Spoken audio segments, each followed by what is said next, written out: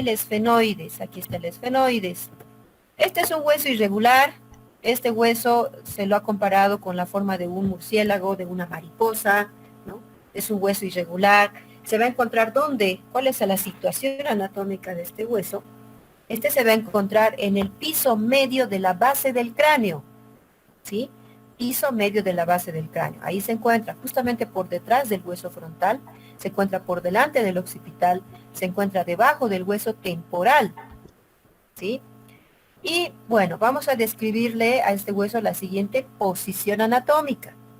Identificamos en este hueso la parte donde presenta una fosa, la cual es llamada como silla turca, recibe ese nombre comúnmente. Su nombre más adecuado es fosa hipofisiaria, ¿sí?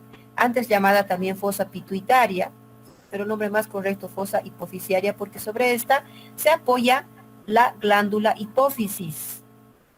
Entonces, eso tenemos que hacer que mire hacia arriba, ¿ya? Esto mira, que mire hacia arriba. También vamos a identificar que presenta alas menores y alas mayores, ¿no? Las alas menores, por supuesto, más pequeñas y las alas mayores más grandes. Las alas menores dirigimos hacia adelante, siempre hacia adelante. Y por otro lado, las apófisis pterigoides, que son estas formaciones, presenta ala interna y ala externa de las apófisis pterigoides. Esto tiene que estar hacia abajo, ¿sí? De manera que todo esto va a ser superior o endocraneal, todo esto va a ser inferior o exocraneal. Obviamente esto va a ser anterior, laterales, posterior, superior, como dijimos. Ahora vamos a describir las partes que tiene el esfenoides para su estudio.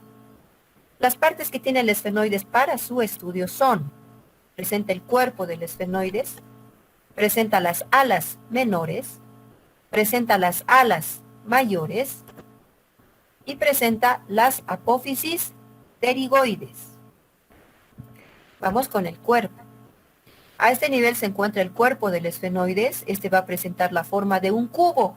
Es como un cubo, por lo tanto presenta ¿cuántas caras? 6 caras. ¿Sí? 6 caras va a presentar este cuerpo del esfenoides.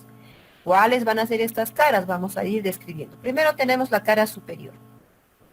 En esta cara superior vamos a identificar las siguientes estructuras. La fosa hipofisiaria que hemos descrito desde el principio, más comúnmente llamada como silla turca, ¿sí? Esta fosa hipofisiaria entonces contiene a la glándula hipófisis. La glándula hipófisis resulta ser una glándula que regula y controla el funcionamiento del resto de las glándulas del sistema endocrino.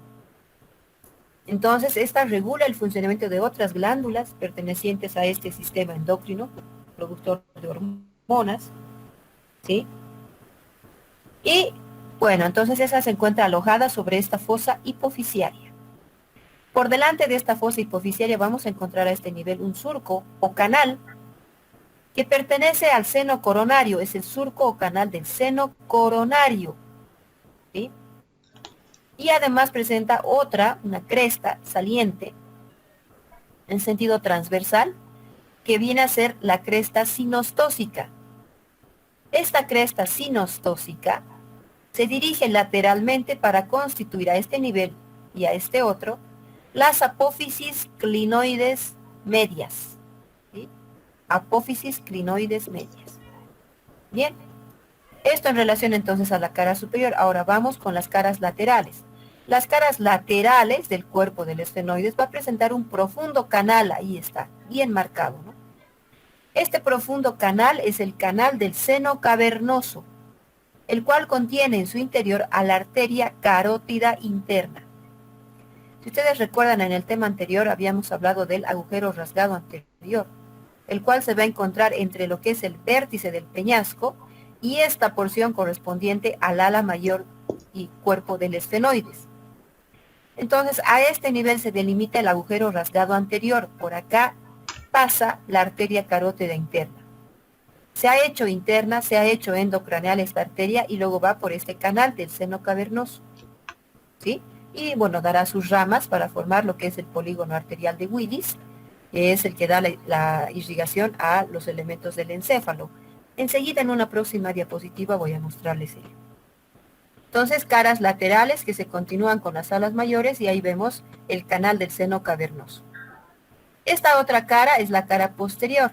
La cara posterior, como tiene esta forma cuadrilátera, se llama también lámina cuadrilátera del esfenoides. Esta porción se va a articular con la cara anterior de la apófisis basilar del occipital, de esta manera. Aquí está la apófisis basilar del occipital. Y la superficie anterior o la cara anterior de esta apófisis basilar se está articulando ahí con la cara posterior del cuerpo del esfenoides, ¿no? De esta manera, para constituir por dentro lo que es el piso posterior de la base del cráneo, el occipital, y el esfenoides el piso medio, ¿no? Y por fuera conforma el techo de la cavidad nasal, ¿no? Parte del techo de la cavidad nasal. ¿Bien? Ahora, tenemos la otra cara, esta va a ser su cara anterior. Vean que es como si fuera un rostro, ¿no?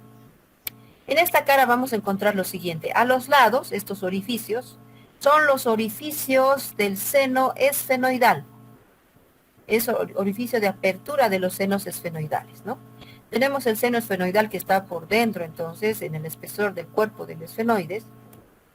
Entendemos que el cuerpo del esfenoides presenta entonces el seno esfenoidal, que es uno de los senos paranasales, ¿no? Habíamos mencionado los senos paranasales. ¿A qué nivel se encuentran? Tenemos en el hueso maxilar, el más grande de todos. A continuación el hueso frontal, luego está el seno esfenoidal y por último los senos etmoidales, ¿no? Células anteriores y posteriores del seno etmoidal. En estos 4 huesos entonces tenemos senos paranasales, ¿sí? Justamente aquí está el orificio de apertura. Esta superficie, toda esta cara, se articula con la cara posterior de las masas laterales del etmoides, ¿sí? Como habíamos visto en esta gráfica, acá podemos entender aquello. A ver, espérenme un ratito. Aquí, ¿no? Entonces, por acá tenemos el etmoides. Y este es el cuerpo del esfenoides, ¿no? La cara anterior del cuerpo del esfenoides se está articulando con la cara posterior de las masas laterales del etmoides, ¿sí? A este nivel, ¿no? Y por acá tenemos la articulación del cuerpo del esfenoides con la apófisis basilar del occipital. Por dentro contribuye a la formación del piso posterior de la base del cráneo. Y por fuera, como lo hemos visto, en el techo de la cavidad nasal. Bien. Vamos, ahora, sigamos. Cara anterior. Entre los orificios de los senos esfenoidales vamos a encontrar esta cresta en la parte media. Estamos hablando de la cresta esfenoidal anterior.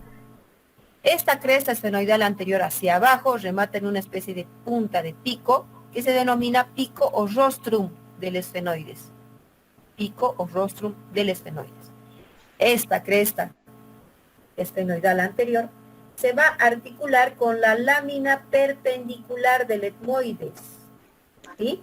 Enseguida vamos a describir al etmoides y vamos a entender que en la parte media el etmoides presenta su lámina perpendicular y a los lados las masas laterales, justamente coincidentes con estas estructuras, ¿sí? Porque obviamente se encuentra por delante de esto. Bien, también vamos a describir ahora la cara inferior. En esta cara inferior del cuerpo del esfenoides encontramos al medio esta cresta, ¿no? Que se está dirigiendo hacia abajo. Esta se llama la cresta esfenoidal inferior. Esta cresta esfenoidal inferior se articula con el vómer. ¿Se acuerdan? En generalidades hemos hablado de la articulación de tipo esquindelesis. Justamente se va a dar entre el vómer y el esfenoides, articulación esfenovomeriana. Resulta que esta cresta esfenoidal inferior, entonces, coincide con las alas del vómer, las alas van hacia los lados, y deja un espacio que se llama el canal conducto esfenovomeriano, por donde van a pasar vasos y nervios esfenovomerianos. Lateralmente a esta cresta esfenoidal inferior, tenemos estas apófisis pequeñitas que se dirigen al ala interna de la apófisis pterigoides. Estamos hablando de las apófisis vaginales, ¿no? Apófisis vaginal, ¿sí? Muy bien, entonces, eso en la cara inferior. De esa forma hemos descrito lo que es el cuerpo del esfenoides. Ahora vamos con estas otras partes. Estas son las alas mayores, las alas mayores del esfenoides. Le vamos a describir una cara superior o endocraneal que es excavada, tiene la forma de cóncava, ¿no? Como una fosa, ¿sí? Esta cara recibe al lóbulo temporal del cerebro. Por eso precisamente tiene esta forma, es así cóncava, ¿ya? Recibe, se apoya sobre esta parte, el lóbulo temporal del cerebro, ¿ya? También vamos a describir en esta cara endocraneal, próxima hacia el cuerpo, ¿no? Cerca hacia su unión con el cuerpo del esfenoides, encontramos tres principales agujeros, ¿sí? Tomar nota. Estos tres agujeros se van a llamar de la siguiente forma. Este es el agujero redondo mayor, agujero rotundo mayor o agujero redondo mayor, ¿no? Ese nombre le dan. A través de este agujero pasa el nervio maxilar. El nervio maxilar es rama del nervio trigémino, del quinto par craneal. Entonces, a través de este agujero redondo mayor va a pasar el nervio maxilar. Este otro que es el agujero oval, hasta tiene forma, ¿no es cierto? Ovoide. Este es el agujero oval. A través de este agujero oval pasa el nervio mandibular, que también es rama del nervio trigémino, ¿sí? Pero pasa el nervio mandibular acompañado de una arteria que se llama arteria meningia menor, también llamada como arteria accesoria de la meningia media, ¿sí? Entonces, nervio mandibular acompañado de la arteria meningia menor o accesoria de la meningia media. Finalmente aquí hay otro, y este justamente se encuentra en esta parte que pertenece al ala mayor del esfenoides. Como pueden ver, tiene la forma de una espina, ¿no? Justamente de forma triangular o de una pirámide triangular puntiaguda, ¿no? Esta se denomina la espina del esfenoides, ¿sí? Esta estructura. Ahora, hablando de la espina, esta espina del esfenoides nos sirve para la inserción de los siguientes elementos. Se van a insertar el ligamento esfenomaxilar, el ligamento pterigoespinoso o de Sibinini, además del músculo peristafilino externo o músculo tensor del velo del paladar, en esta espina, ¿sí? El ligamento esfenomaxilar. Este ligamento esfenomaxilar va a ir desde la espina del esfenoides, desde esta espina, hasta el hueso maxilar. También tenemos al ligamento pterigoespinoso, igualmente desde la espina del esfenoides hacia lo que es la apófisis, perdón, este es el esfenomaxilar y este es el pterigoespinoso, ¿no? Hasta la apófisis pterigoides, que también pertenece al esfenoides, ¿no? Desde la espina del esfenoides hasta la apófisis pterigoides del esfenoides. Y este otro que es el ligamento esfenomaxilar, que va desde la espina del esfenoides hasta la mandíbula, ¿sí? Mandíbula o maxilar inferior. Entonces, bueno, tenemos ahí los dos ligamentos. Este ligamento pterigoespinoso ha sido descrito por este anatomista, Filippo Sibinini. También tenemos la inserción del músculo tensor del velo del paladar, antes llamado peristafilino externo, ¿no? Este músculo lo vamos a ver cuando llevemos lo que es paladar, ¿sí? En la cavidad bucal, ¿no? Y faringe, también ahí vamos a describir, ¿ya? Entonces ya nos va a tocar hablar de esto, pero mientras tanto mencionamos esas estructuras que van en esta espina del esfenoides.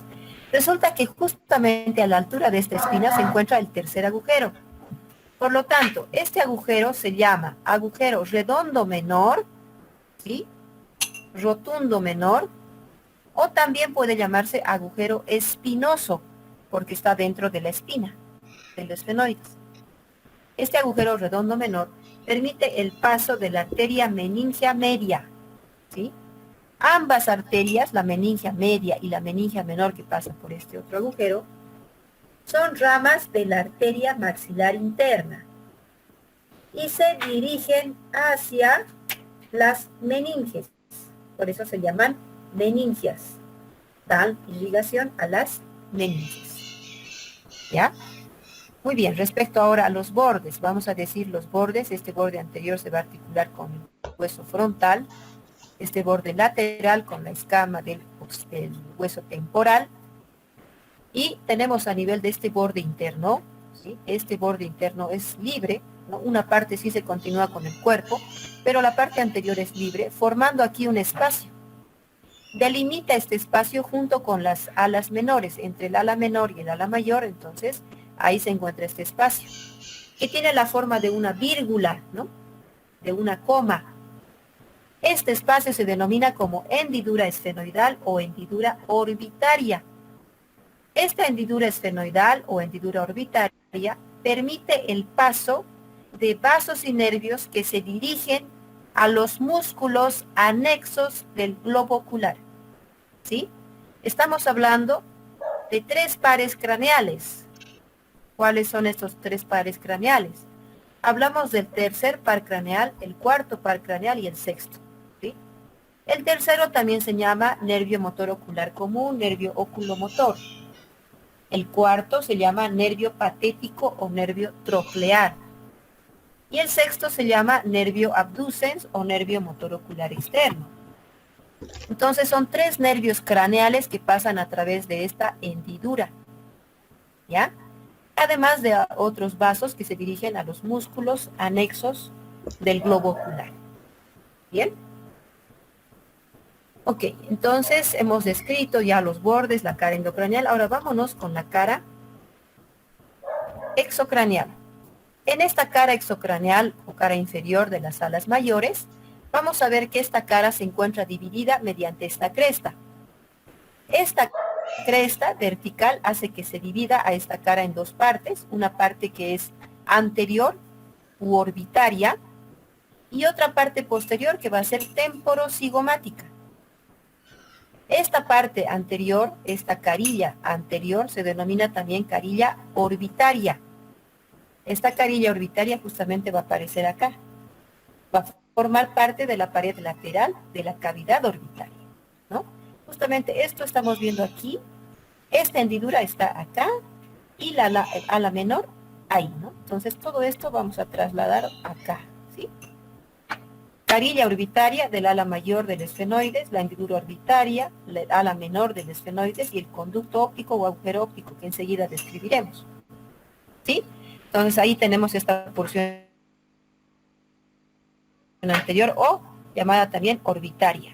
Y esta otra va a ser la porción temporocigomática. Esta parte temporocigomática primero se divide a través de otra cresta más chiquita llamada cresta malar, que nos divide en una parte superior temporal y otra parte inferior o cigomática.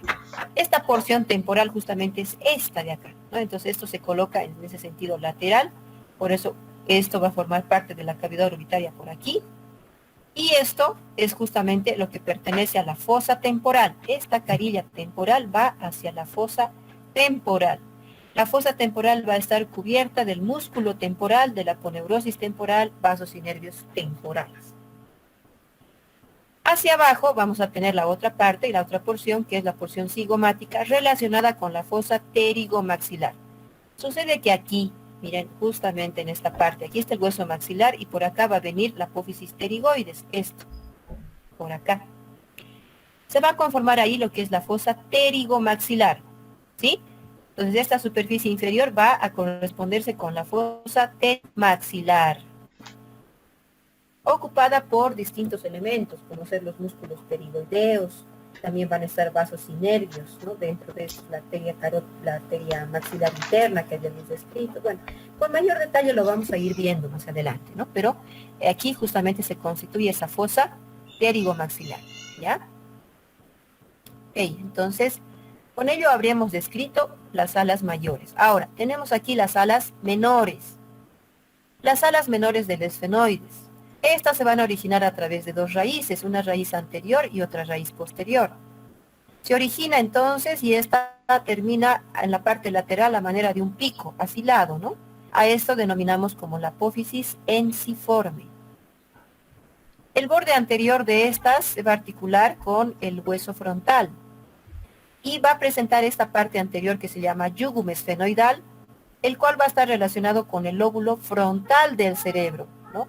Lóbulo orbitario también le llaman. Bueno, es el lóbulo frontal del cerebro, el cual se apoya también sobre esta parte. ¿Ya? Ahora bien, vamos a encontrar, ¿sí? En esta superficie próxima a sus raíces, encontramos ahí este agujero. Este es el agujero óptico. Este agujero óptico se convierte en conducto óptico porque a través de este pasa, ¿sí? Ojo, pasa el nervio óptico, que es el segundo par craneal, acompañado de la arteria oftálmica. La arteria oftálmica, rama de la carótida interna.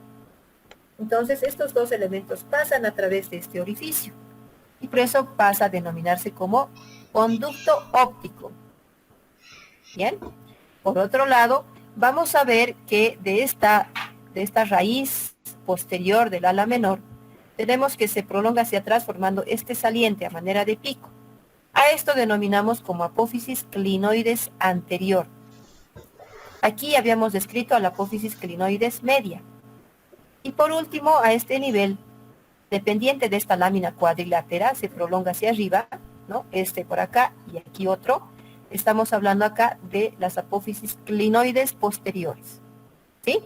Nuevamente, apófisis clinoides anterior, apófisis clinoides media y apófisis clinoides posterior.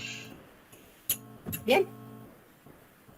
Perfecto. Ahora sí, nos falta hablar solamente de las apófisis pterigoides. Las apófisis pterigoides están formadas por un ala interna y una ala externa. Justamente a nivel de la unión de las dos alas, interna y externa, de la apófisis pterigoides, ahí encontramos esto, ¿no? Estamos hablando del agujero del canal o conducto pterigoideo, llamado también conducto vidiano. Este va a permitir el paso del nervio vidiano, ¿sí? Justamente a nivel de las raíces, de la ala interna como del ala externa, ¿ya? Por otro lado, entre lo que es el ala interna y el ala externa se va a formar aquí un espacio, una fosa, lo vamos a llamar como la fosa pterigoidea, ocupada por los músculos pterigoideos. Resulta ser que estas apófisis pterigoides van a constituir un espacio que se va a denominar la fosa pterigomaxilar, ¿no? Porque vamos a entender que por acá se encuentra el hueso maxilar y entre el hueso maxilar y las apófisis pterigoides se forma ese espacio, fosa pterigomaxilar, ¿no? Pero bueno, eso también con mayor detalle lo veremos en el siguiente tema, ¿ya? Listo. Ahora, tenemos aquí un repaso breve, ¿no? Justamente los orificios que hemos mencionado. Agujero óptico, la hendidura esfenoidal o hendidura orbitaria, agujero redondo mayor, agujero oval, agujero redondo menor o espinoso. Canal del seno cavernoso, ¿sí? Estas estructuras, ¿no? Vamos a ver aquí, ocupadas. Para empezar estamos viendo esto, la silla turca aquí está ocupada por la glándula, esta es la glándula hipófisis. Esta glándula entonces se va a encontrar ocupando a esa fosa hipofisiaria. Este canal del seno cavernoso, ahí está ocupado por la arteria carótida interna. Esto que ven acá ustedes es el agujero rasgado anterior, entre lo que es el vértice del peñasco, donde está el sifón carotidio, y las porciones correspondientes al esfenoides, cuerpo y ala mayor, ¿no? Ahí se delimita esta ala mayor, este agujero rasgado anterior, por donde pasa la arteria carótida interna. Entonces, luego esta pasa por ese canal del seno cavernoso que hemos visto, y ahí está, ¿ven? Y miren cómo esta da estas ramas, ¿sí? Está dando ramas, que son las ramas cerebrales, ¿sí? Que se van a anastomosar con otras ramas cerebrales que también va a dar este tronco basilar. ¿Cómo se forma este tronco basilar? Se va a formar por la unión de las dos arterias vertebrales. ¿Por dónde han pasado las arterias vertebrales? Por el agujero magno, ¿no? Eso hemos hablado en hueso occipital. Ingresan al cráneo por el agujero magno, a ambos lados, dos arterias vertebrales. Luego estas se unen y forman el tronco basilar que se va a apoyar sobre el canal basilar formado en la apófisis basilar del hueso occipital. Este tronco basilar luego va a dar ramas que se van a anastomosar con las ramas de la carótida, formando aquí esto que se conoce como el polígono arterial de Willis. Este polígono arterial de Willis entonces nos va a dar la irrigación para los elementos del encéfalo, ¿ya? Por otro lado tenemos esto, que es el agujero óptico. Este agujero óptico así se ve acá. Hemos dicho que por el agujero óptico pasa ¿qué elementos? El nervio óptico o segundo par craneal, aquí está, ¿sí? y está acompañado de la arteria oftálmica. La arteria oftálmica es rama de la carótida interna. Ahí está la arteria oftálmica y el nervio óptico. También tenemos a la hendidura esfenoidal. Esta hendidura viene aquí, ocupada por vasos y nervios que van a los músculos anexos del globo ocular. ¿Cuáles los más importantes? Los pares craneales, tercero, cuarto y sexto. Y bueno, otros vasos y venas y arterias que también van y vienen de los músculos anexos del globo ocular. Y ahora vamos a ver estos tres, ¿sí? Aquí. Agujero redondo mayor, agujero oval y agujero redondo menor o espinoso. Agujero redondo mayor, pasa el nervio maxilar. Agujero oval, pasa el nervio mandibular, acompañado de la arteria meningia menor o accesoria de la meningia media. Agujero redondo menor o espinoso, pasa la arteria meningia media. Bien, con eso hemos terminado el esfenoides. Vamos a hablar ahora del etmoides, ¿sí? Tenemos ahora el etmoides, es un hueso irregular. Este hueso se encuentra en el piso anterior de la base del cráneo, justamente es recibido por el hueso frontal, ¿no? Se va a encontrar por detrás del frontal y por delante del esfenoides, como habíamos visto, ¿sí? Bien, para su posición anatómica, vamos a identificar esta parte, ¿sí? Esta estructura. Esto se conoce como la apófisis crista galli, ¿sí? Esto viene del cresta de gallo, se lo ha comparado con la cresta del gallo. Entonces, esta apófisis crista galli, una vez que ustedes lo identifican, tienen que colocar siempre hacia adelante y hacia arriba, ¿no? Adelante y arriba. Obviamente las estructuras de estas van a ser laterales, todo esto va a ser anterior, esto va a ser posterior, todo esto será superior, y por acá todo esto será inferior, ¿sí? De esa manera entonces colocamos en su posición anatómica. Ahora vamos a describir al etmoides y cuáles serán las partes para su estudio. Este va a presentar una porción horizontal, ahí está, una lámina horizontal. Presenta también una lámina vertical, una porción vertical o lámina vertical. Y presenta las masas laterales, ¿sí?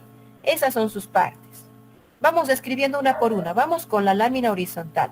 La lámina horizontal, aquí podemos ver, todo esto es la lámina horizontal.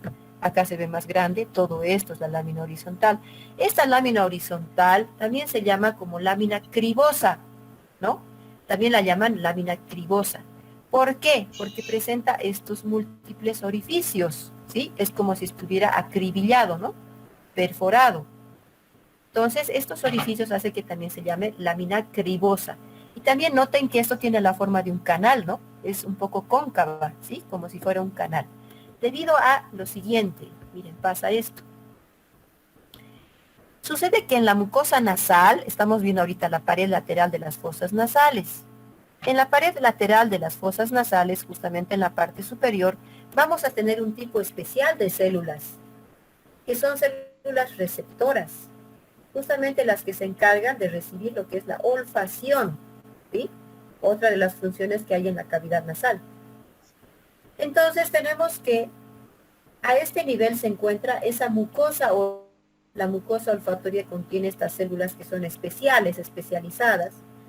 Tienen receptores, ¿no? Que recepcionan los olores. Se ve que esto luego lo llevan a través de sus fibras nerviosas y esas fibras nerviosas, esos filetes nerviosos, atraviesan por los orificios que presenta esta lámina cribosa. Finalmente, todas estas fibras se reúnen por encima de la lámina cribosa, formando ahí un conglomerado. Este conglomerado tiene esta forma, ¿no? Dilatada. A esto se denomina el bulbo olfatorio, ¿sí? Bulbo olfatorio. Justamente este bulbo olfatorio, después de recibir todas esas impresiones de estas células, emana posteriormente una cintilla, que es la cintilla olfatoria. Todo esto pertenece al nervio olfatorio, ¿ya? También lo vamos a describir con mayor detalle cuando nos toque nervios craneales, pero ustedes ya están entendiendo el por qué. Entonces, aquí tenemos esta lámina cribosa, ¿no? Porque tiene esa forma y también porque es una especie de canal en su cara superior. Ahora bien, lateralmente a esta superficie, a esta lámina cribosa, también vamos a encontrar a las celdillas etmoidales, ¿no? Tenemos a las celdillas etmoidales, las anteriores, las posteriores, estas se completan con los canales etmoidales que hemos visto en el hueso frontal, ¿se acuerdan? A los lados de la escotadura etmoidal, ¿ve? Entonces se completan con estas y se cierran, por un lado, el seno etmoidal acá y el seno frontal también del otro lado. ¿Ya? Eso entonces en relación a esta lámina. Ahora vamos con la porción vertical. Esta porción vertical, esta lámina vertical, se va a encontrar dividida en dos. Se divide en dos partes gracias a la lámina horizontal. Entonces, esta lámina horizontal hace que se divida en dos, una parte superior y una parte inferior. Esta parte superior es la apófisis crista galli. Resulta ser la apófisis crista galli, esta. Esta apófisis crista galli nos sirve para la inserción de la hoz del cerebro. ¿Qué será la hoz del cerebro? La hoz del cerebro es una formación dependiente de la dura madre que viene a manera de tabique. Esta es la hoz del cerebro, ¿sí?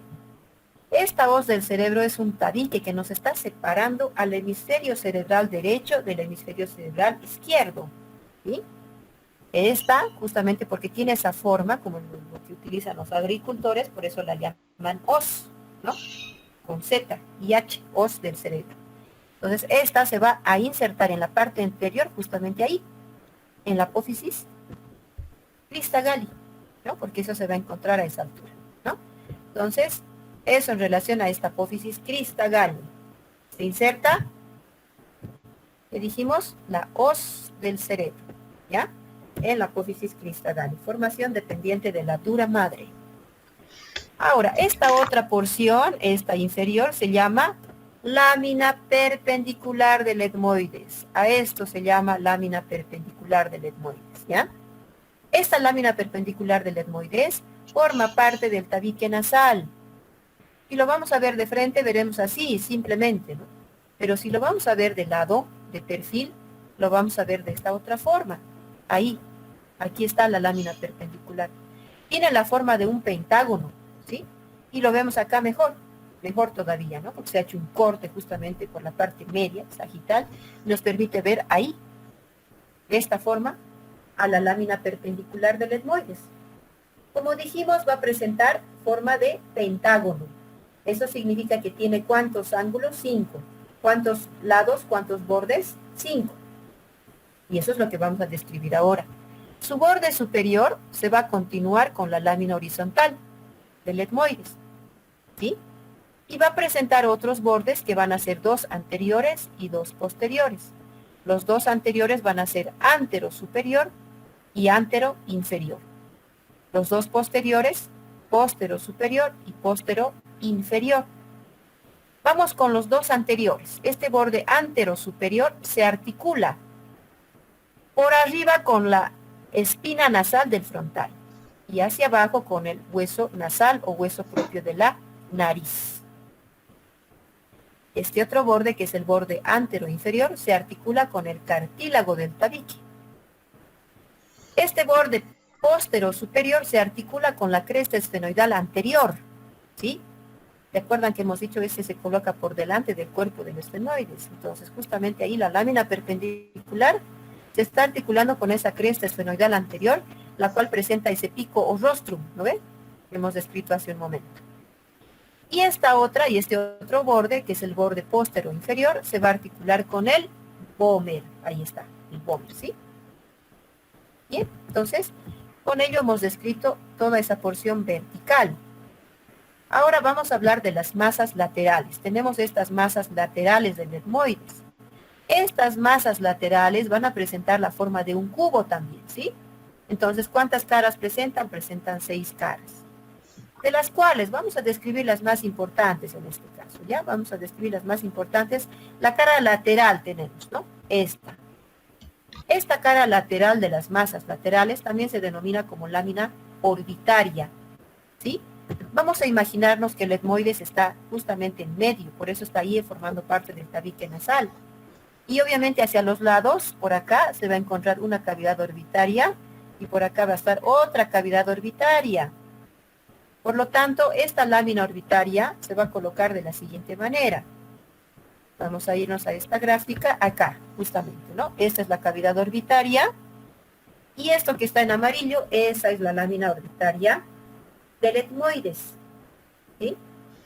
Justamente esa porción. Entonces, es justamente esta parte.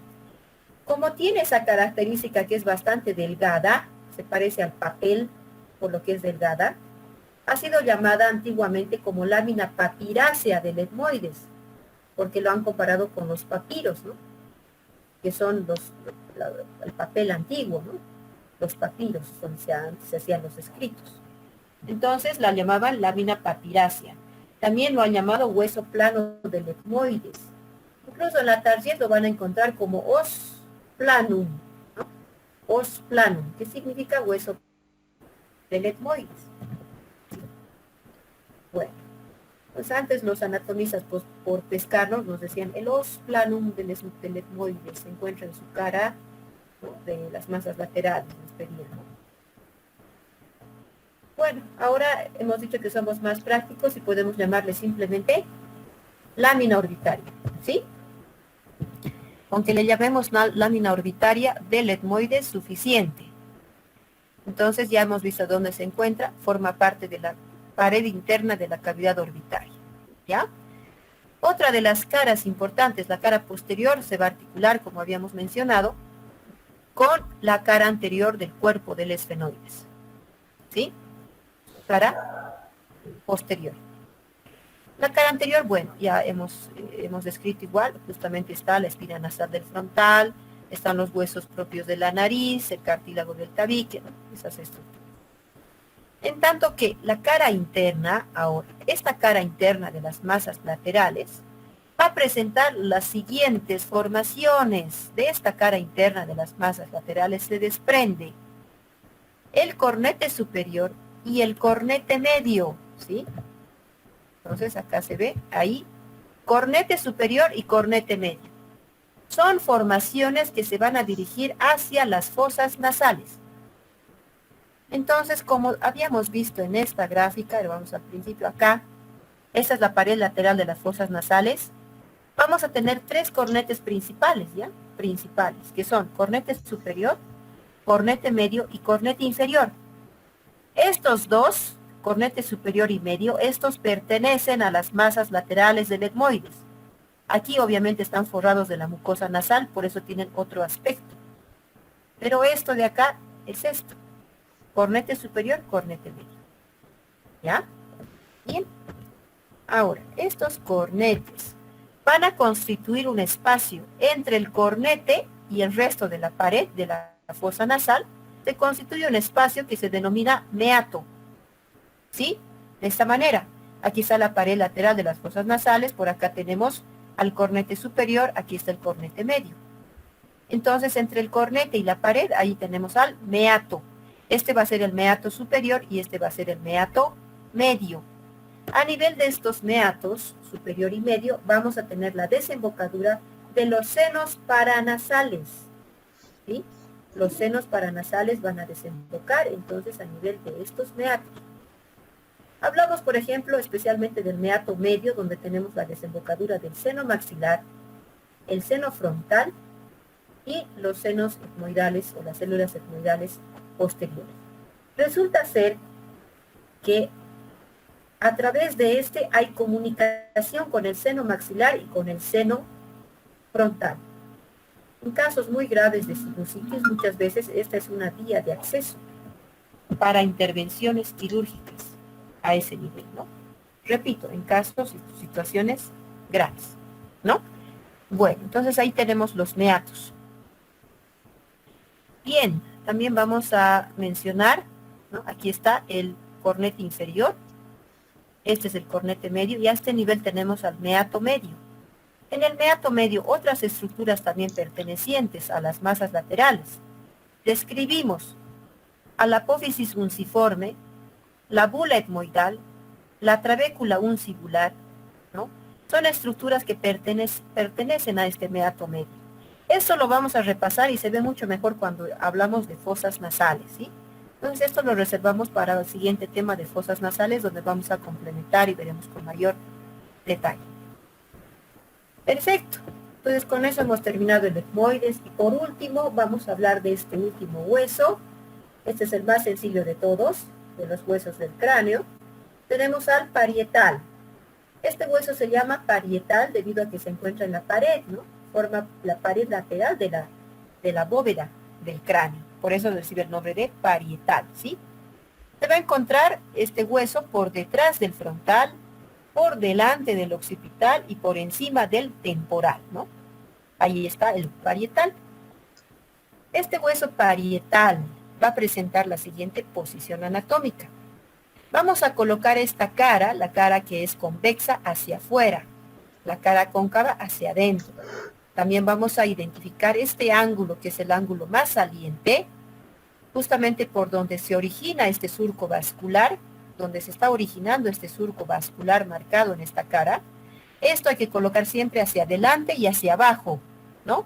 Este ángulo más saliente hacia adelante y hacia abajo. Por lo tanto, vamos a identificar en este hueso las siguientes caras: cara externa o exocraneal, cara interna o endocraneal, y presenta los siguientes bordes: borde superior o interparietal, o si ustedes quieren borde sagital, borde superior dijimos, ¿no? Borde superior o sagital o interparietal, borde anterior o frontal, borde inferior o escamoso, o también borde temporal, y borde posterior u occipital, o si quieren también borde lambdoideo. A ver, ¿por qué le damos estos denominativos? Por lo siguiente. El hueso parietal se va a articular por su borde anterior con el hueso frontal, formando la sutura frontoparietal. A esta sutura frontoparietal se la llama también sutura coronal, ¿sí? Sutura coronal. Por eso, si lo llaman como borde frontal, vale. Borde coronal también vale, ¿no? El otro borde, este borde superior, ¿sí?, se articula con el parietal del lado opuesto, conformando la sutura sagital, ¿sí? Entonces puede llamarse su borde interparietal, borde sagital o borde superior. Bien, este otro, el borde posterior, se va a articular con el occipital, conformando la sutura la sutura occipito parietal, llamada también sutura lambdoidea, ¿sí?, que viene de lambda, lambdoidea. Entonces, si ustedes quieren llamarle borde occipital, borde lambdoideo, también vale, ¿no? Y este otro, finalmente, es el borde inferior, escamoso. Este se articula con la escama del temporal, ¿no? De esta manera. Entonces podemos llamarle borde escamoso o borde temporal. Bien. Ahí está. Entonces esos son los bordes. Y ya, ahora tenemos la cara externa o exocraneal. Aquí vamos a describir primero este saliente. Se puede palpar a través, ¿no? Palpen a ver en su cráneo. El saliente que presentan a nivel de sus huesos parietales. Palpen a los lados, lateralmente y hacia arriba. Entonces, estas eminencias son las eminencias o protuberancias parietales, ¿no? Esta de este lado, de este parietal, y bueno, ahí también el otro lado.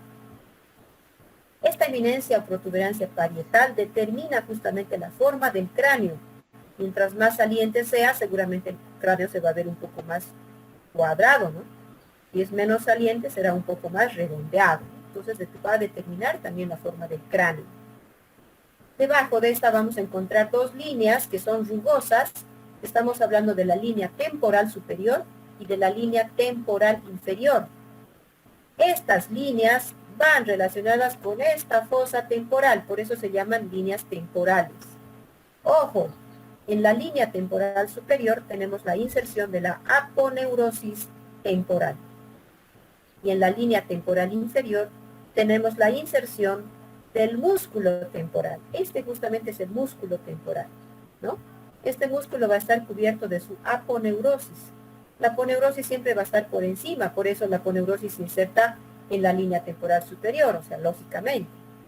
En cambio, en la línea temporal inferior va el músculo temporal, ¿no? Luego este músculo ocupa todo lo que es esta superficie, ¿no? Esta carilla, ¿ya? Está dentro de la fosa temporal. Ahora, en esta cara endocraneal, encontramos, primero, nos llama la atención este surco. Este es el surco vascular de la arteria meningia media. Este surco se prolonga inclusive en la cara endocraneal de la escama del temporal, pero el origen de este surco se da a esta altura, ¿no? En la cara endocraneal de el hueso parietal. Entonces, se ramifica la arteria meningia media y deja marcado, deja su impresión en el hueso, ¿no? Se ve el canal, justamente el surco, que se parece como a la nervadura de la hoja de higuera, ¿no? La hoja de higuera tiene más o menos esta forma. Entonces, surco vascular de la meningia media. También encontramos en la parte cerca a su borde superior otro surco, que es el surco del seno longitudinal superior. Obviamente se completa este canal con otro que está en el otro parietal, ¿no? No se olviden, ese surco longitudinal o sagital superior empieza a nivel del frontal, ¿no? Se inicia más o menos a nivel del frontal, se continúa en los parietales y termina a la altura del hueso occipital, ¿sí? Entonces pasa por todo esto. Lateralmente a ese surco vamos a encontrar estas pequeñitas fositas, ¿no? Chiquitas, como si hubiéramos agarrado con el alfiler y hubiéramos pinchado. Estamos hablando de las fositas de Pacchioni. Estas fositas de Pacchioni tienen relación con las granulaciones subaracnoideas. Son formaciones de las meninges. Granulaciones subaracnoideas, entonces, ¿no? Pueden también llamarse fositas granulares o fositas de Pacchioni. ¿Ok? Bien. Nuevamente vemos eminencia parietal, línea temporal superior, línea temporal inferior, el borde escamoso, el borde frontal, el borde interparietal, el borde lambdoideo u occipital. Ahora existe un agujero, este agujero nos permite el paso de una vena, la vena de Santorini. Entonces este se encuentra más o menos a la altura, en la unión del tercio posterior con los dos tercios anteriores, ¿no? En este borde superior. Este nos va a ayudar a encontrar un punto craniométrico, ¿ya? Esto lo vamos a mencionar en la próxima clase también cuando veamos puntos craniométricos. Y tenemos surco vascular de la arteria meningia media, el surco del seno longitudinal superior, las fositas de Pacchioni, y esto es la hoz del cerebro. Esta hoz del cerebro justamente se inserta en la parte anterior en la apófisis cristagali del etmoides. Esta nos está separando al hemisferio cerebral derecho del izquierdo. Y miren, en esta gráfica se ve lo que es el golfo de la vena yugular.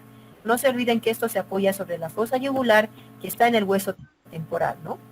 Y todas las venas que están en el endocráneo están desembocando en este seno para terminar en la vena yugular interna. Por eso esta es la más voluminosa de las venas del cuello. Forma el paquete vasculonervioso del cuello. ¿Ya? Listo. Con eso se acabó huesos del cráneo.